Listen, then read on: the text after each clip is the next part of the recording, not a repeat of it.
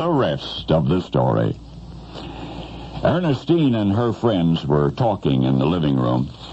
Suddenly all eyes turned toward the doorway, for there, gyrating furiously, apparently uncontrollably, was Ernestine's small daughter. Was something wrong? One of the house guests asked anxiously. Ernestine gave a weak smile, shook her head, said the little girl was simply showing off. But she was not showing off, the child protested. She was dancing. And yet unappreciated, as always, or so it seemed to her, the youngster was shooed away. Retreating to her room, she contemplated the cause of all of her trouble. It was her big sister, Barbara Jean. Oh, Barbara Jean was perfect. The perfect sister, the perfect everything, the smart one with the long, pretty hair and the, oh, so beautiful face. If only the little girl could just hate Barbara Jean, it might be easier somehow, and yet Big Sister was so very lovable that not even her jealous sibling could conjure antipathy, just a little resentment and a lot of envy. Mother and Daddy liked Barbara Jean best. Of that the child was certain. If only there was some way to get her parents to notice her for a change, the little girl thought. Then she remembered the song. She had heard it on the radio.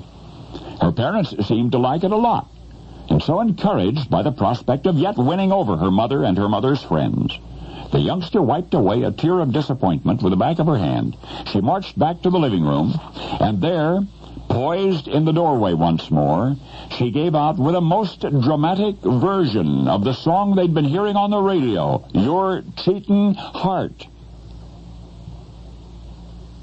Flash forward 4 decades. Barbara Jean, the elder sister, had accomplished everything that her family ever imagined that she would and more.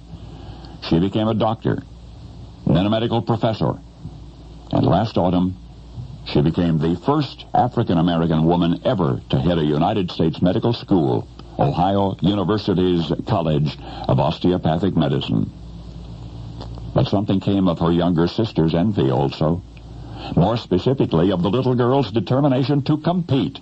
For standing in the doorway of the family living room some 40 years ago and believing that no matter how long she lived, she would never be as pretty, she would never be as smart, she would never be as popular as her big sister, that child, in a desperate bid for her own mother's admiration, sang, Your Cheatin' Heart.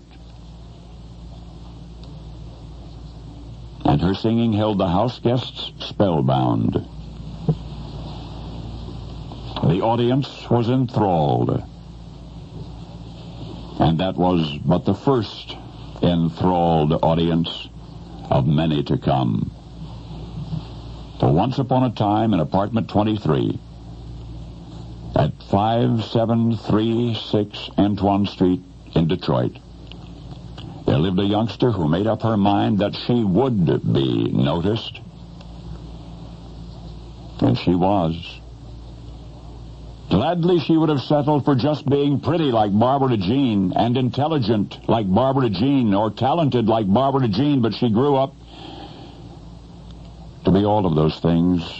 Beautiful, intelligent, and talented, and one more thing, the supreme, unchallenged queen of Motown, Diana Ross. Now you know the rest of the story.